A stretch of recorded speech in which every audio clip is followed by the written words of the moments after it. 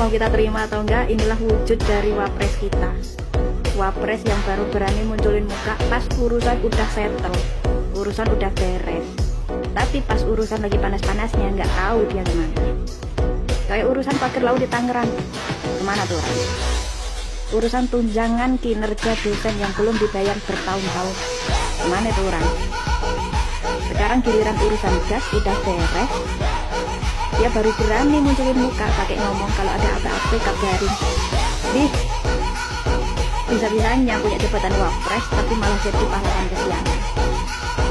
Bukan Prabowo, tapi Jokowi yang kasih perintah ke Bahlil buat larang ecer LPG. Apa buktinya? Guys, banyak yang berspekulasi, kok bisa Bahlil ambil kebijakan yang gak pro rakyat? Soalnya, Prabowo tuh gak pernah perintahkan kebijakan yang bikin rakyat susah loh. Dari fakta ini muncul prediksi kalau Bahlil itu dapat perintah dari pihak luar. Tujuannya biar pemerintahan Prabowo dapat citra yang negatif dan gak pro rakyat. Bagi Saiful Anam, dosen dari Universitas Shahid Jakarta, perintah itu bisa jadi dikasih sama Jokowi. Saiful jelasin, Jokowi mungkin sedang cek ombak respon rakyat dengan minta Bahlil bikin kebijakan yang berlawanan sama Prabowo. Menurut kalian, emang bener ya Jokowi kasih perintah ke Bahlil? Ya, saya akan singkirkan ya yang tidak mau bekerja benar-benar untuk rakyat, ya saya akan singkirkan.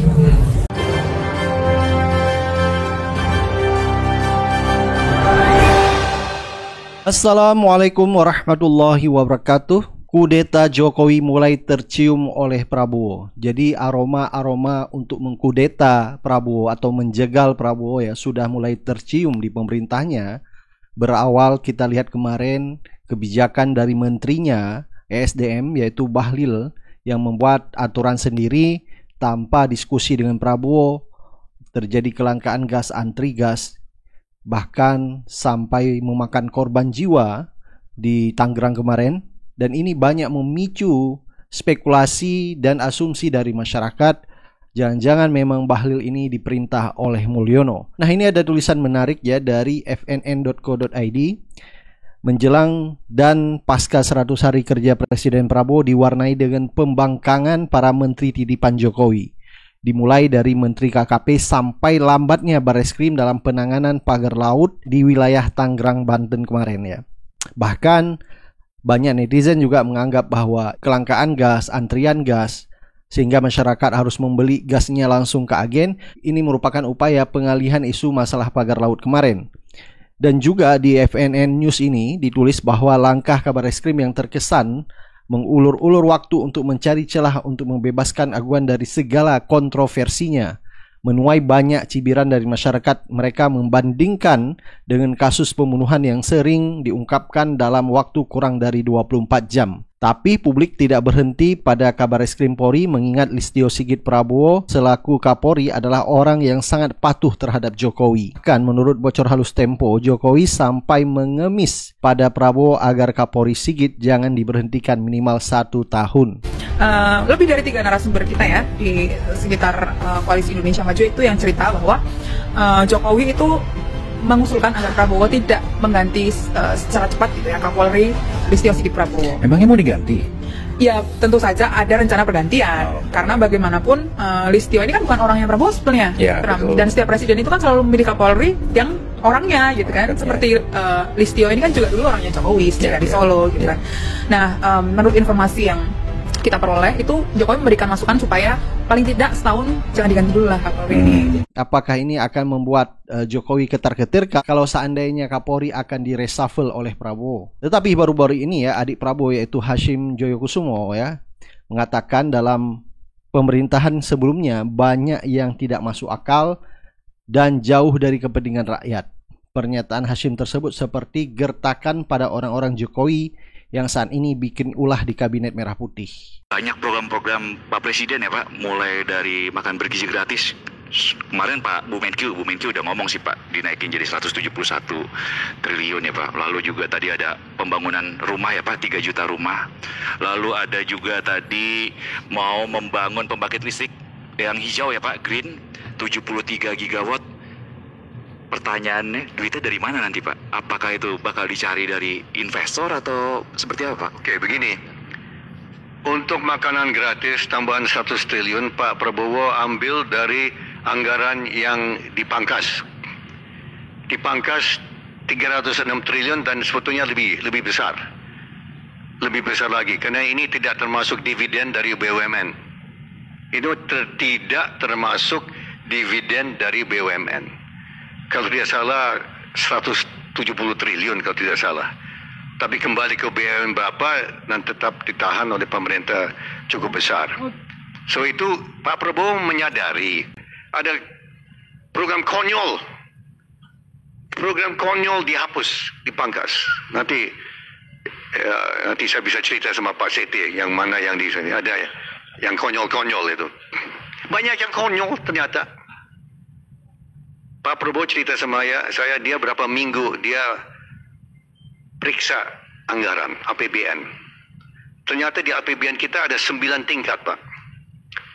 Ya, biasanya Presiden Menteri periksa sampai tingkat ke-3 ke-4. Prabowo periksa sampai tingkat ke-9, Pak. Tingkat ke-9. Dibongkar semua, Pak. Yang salah satunya kita lihat adalah ya Bahlil ya. Sudah membuat ulah, mencoreng muka Prabowo, membuat citra Prabowo buruk di mata masyarakat. Banyak orang menganggap bahwa Bahlil ini orangnya Mulyono. Ada jejak digital video di mana ya kabinet bersalaman dengan Prabowo dan juga Fufafa alias Gibran kemarin. Cuma Bahlil saja yang mencium tangan Gibran ya alias Fufafa. Ketika Pak Prabowo dengan Mas Gibran jalan menyalami para menteri, ketika Bahlil salaman dengan Pak Prabowo biasa aja berdiri dia salaman.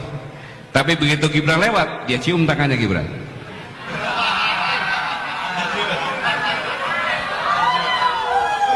Kalau saya melihat ini bahwa dalam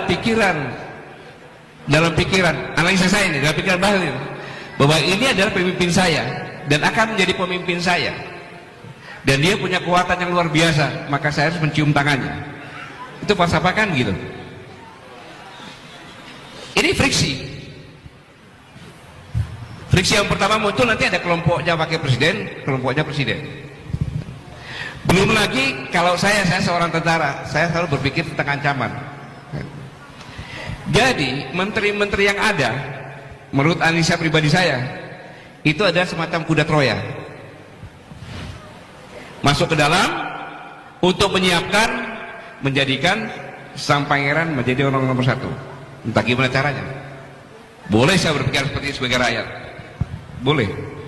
Di tulisan FNN ini juga dikatakan Kapolri, Menteri KKP, Bahlil dan Menteri titipan lainnya akan menjadi batu kerikil yang membuat tidak nyaman karena mereka bekerja setengah hati antara memikirkan rakyat dan melindungi kebusukan Jokowi yang terus terendos ke publik saat ini. Di sisi lain, Bahlil membuat kebijakan tata niaga LPG yang membuat resah rakyat kecil, membuat susah pedagang kecil tanpa memikirkan akibat dari keputusan yang dibuat, atau itu jangan-jangan strategi Jokowi untuk mengganggu pemerintah Prabowo. Kita tahu bahwa kemarin ya Prabowo mengambil sikap untuk mencabut pagar laut, akhirnya dilakukan oleh TNI. Tidak ada kita lihat aparat seperti kepolisian yang ikut membantu mencabut pagar bambu. Yang ada hanyalah TNI. Apakah ini sudah mengganggu kenyamanan Jokowi? Jokowi memang bak belut yang susah dipegang dari omongannya dan tindakannya yang sering bertolak belakang dari kehendak rakyat. Presiden Prabowo ada di dalam lingkaran setan yang dibuat oleh Jokowi, ada di dalam cengkraman gurita di mana kaki, tangan, dan lehernya terikat kuat. Jadi saat ini bantuan rakyat dibutuhkan untuk melepas itu semua. Walaupun Prabowo presidennya sepertinya kelihatan bahwa ada matahari kembar di dalam pemerintah Prabowo, yang saat ini cukup banyak orang-orangnya Mulyono di kabinet Prabowo. Kalau kita lihat Gerindra cuma hanya 4 kursi di kabinetnya. Jadi kekuatan arus bawah sangat dibutuhkan dan ini pun membutuhkan konsentrasi penuh, fokus menggalang dan mengedukasi dan menyampaikan kondisi real bangsa ini. Yang terimbas langsung adalah rakyat. Jadi PSN PIK 2 akan menjadi bumerang dan bom waktu untuk negara ini jika tidak dihentikan dengan cepat. Ada sedikit terlintas di pikiran apakah keputusan Bahlil ya mengenai aturan penyaluran LPG yang jelas-jelas mengganggu hajat masyarakat banyak adalah sebuah pengalihan isu dari PIK 2 untuk menyelamatkan aguan. di mana saat ini rakyat sedang gencar memburu aguan. Jadi butuh kecerdasan rakyat untuk menyikapi kondisi saat ini. Jokowi dengan segala akal busuknya terus berupaya memuluskan agenda jahatnya mencaplok Indonesia melalui tangan para pengkhianat. Gunakan otak bukan hanya otot dalam memperjuangkan hak rakyat. Tulisan ini ya ditulis di fnn.co.id oleh Ida N. Kusdianti, Sekretaris Jenderal FDA. Jadi cukup menarik apa yang disampaikan oleh Mbak Ida tentang kudeta Jokowi sudah mulai tercium oleh Prabowo melalui tangan-tangannya di kabinet seperti Bahlil ya, melakukan keputusan aturan distribusi dilakukan oleh agen, dan pada akhirnya pun Prabowo menginstruksikan untuk mengembalikan pendistribusian seperti sedia kala. Nah, ini ada bocoran juga dari netizen di sosial media X, yaitu akun dari Lira Official.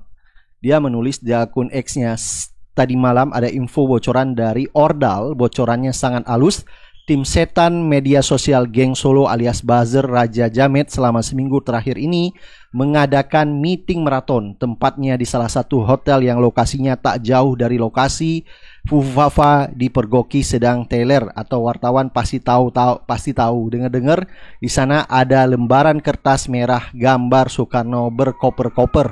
Topiknya luar biasa. 1. Hembuskan isu HTI bangkit going on. 2. Goyang gas 3 kilo going on. 3. Lempar isu Bahlil nyalon Cawapres 2029-2034 going on. 4. Ramaikan isu Yakul Masiku going on. 5. Gulirkan isu F4 balon Capres 2029-2034 coming soon. Jadi F4 ini Fufafa ya. 6. Paling anyar menciptakan kehebohan skandal palsu terkait penistaan agama, perselingkuhan para tokoh lawan pemuka agama dan lain-lain coming soon. Semua kegaduhan itu diciptakan untuk meredam semakin kencangnya desakan masyarakat terhadap tuntutan adili Jokowi. Kroni dan keluarganya yang semakin hari semakin kuat akibat terkuaknya sejumlah fakta kong kali kong barter kongguan dengan PSN.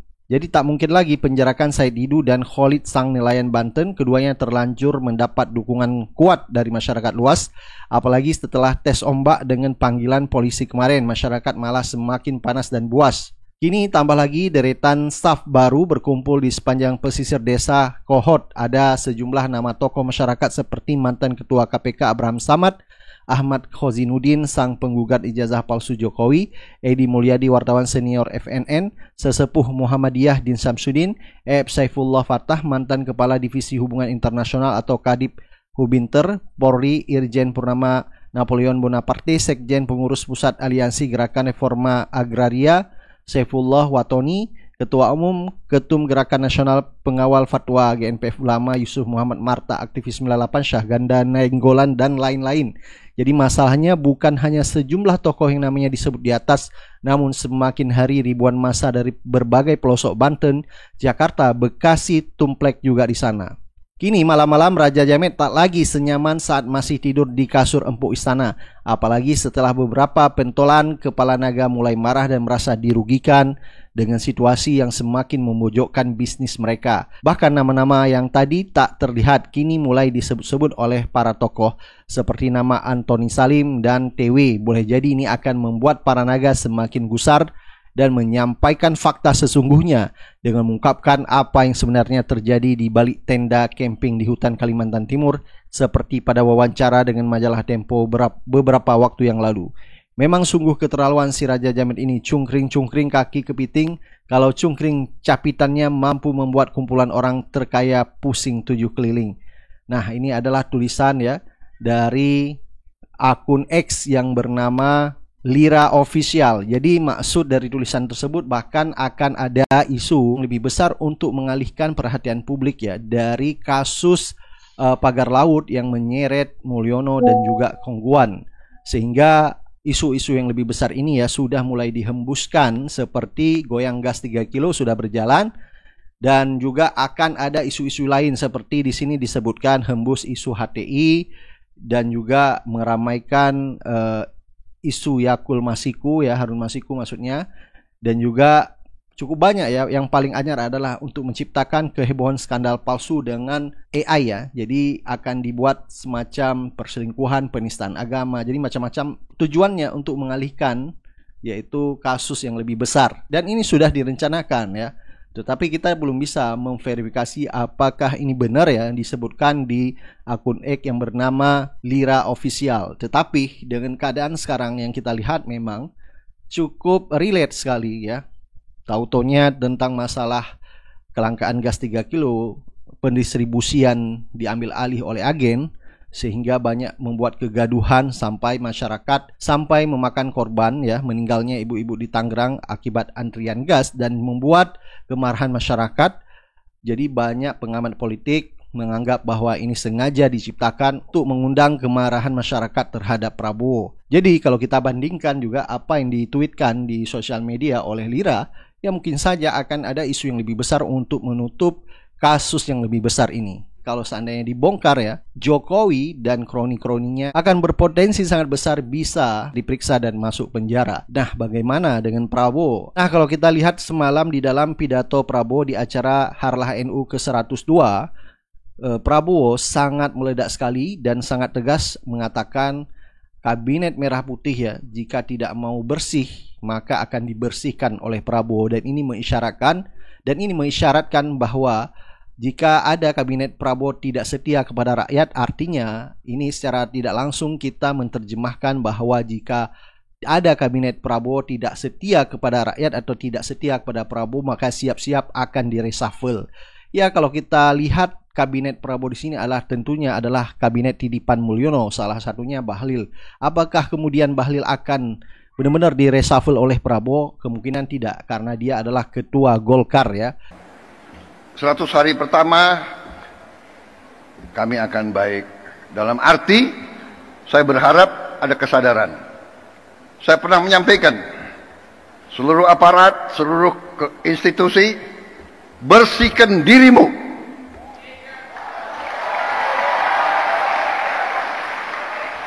Sebelum kau dibersihkan.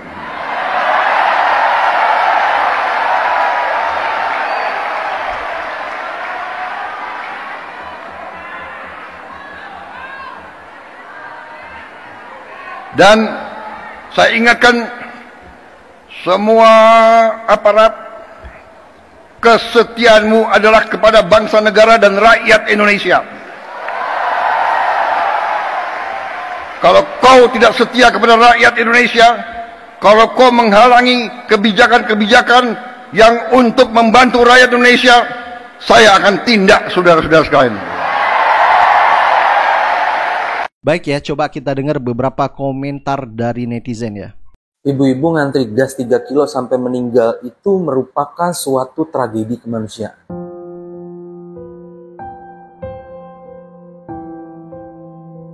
Nyawa manusia kelihatan kayak dibuat mainan sama si Bahlil.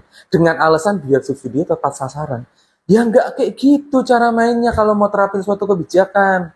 Minimal disosialisasiin dulu ke masyarakat. Sambil ngebangun depo-depo baru di tempat yang strategis untuk dijangkau masyarakat. Kenapa itu nggak dilakuin? Apakah emang dia sengaja pengen bikin negara ini jadi kacau? Masih belum cukup kekacauan itu, masih ada lagi yang lebih konyol. Ternyata itu bukan programnya Prabowo.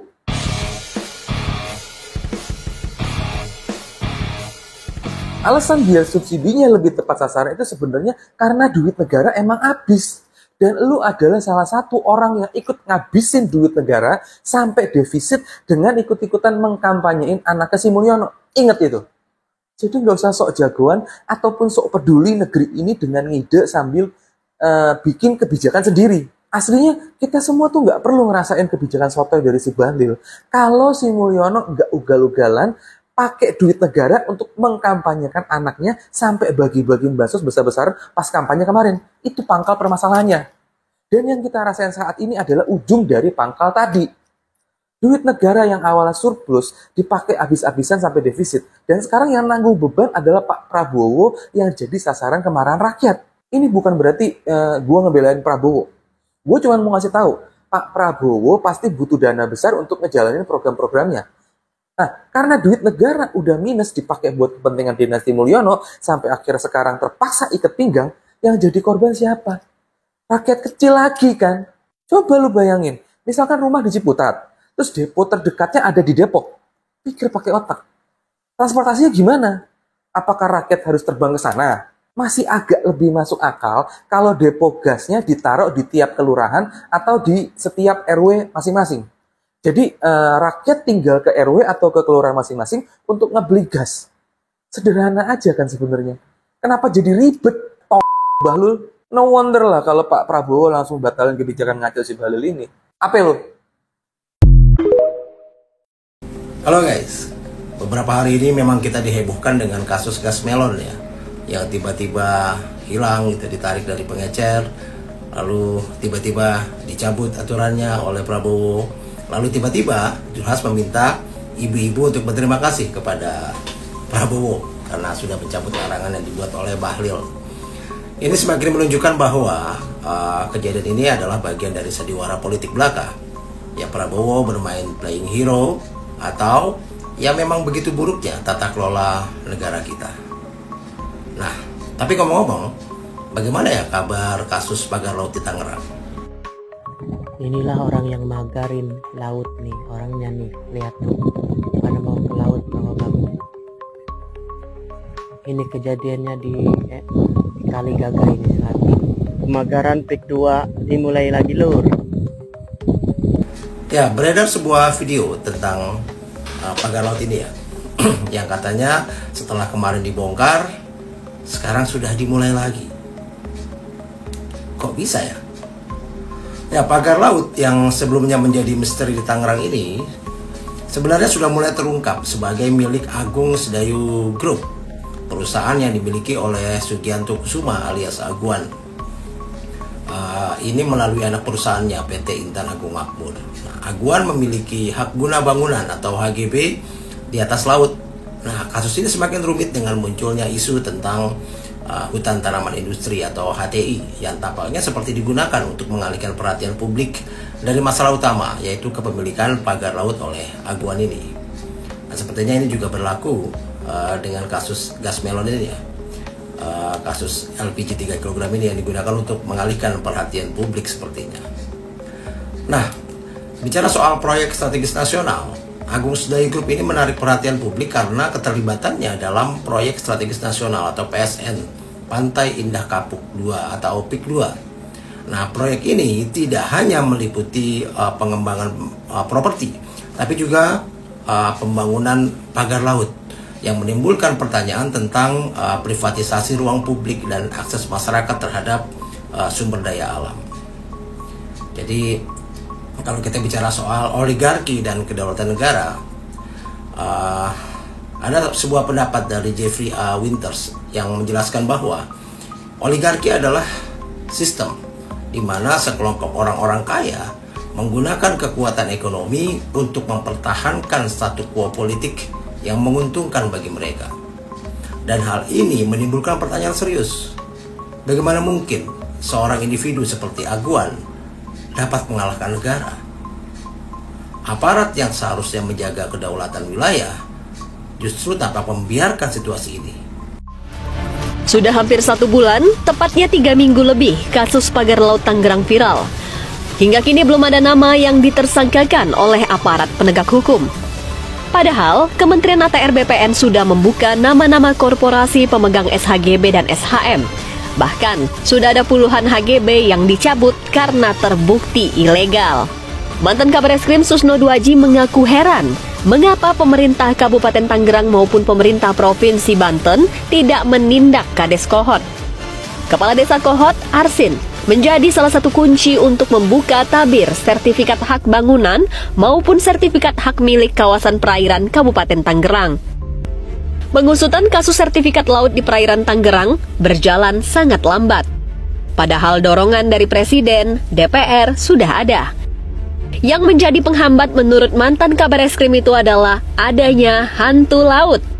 Istilah hantu laut yang dimunculkan oleh Susno Duaji menjadi menarik karena betapa tangan-tangan tak tampak ternyata membuat otoritas tidak berkutik. Dan anehnya, sampai sekarang belum ada tindakan apa-apa, baik dari KKP, apalagi dari Pemprov setempat. Salam.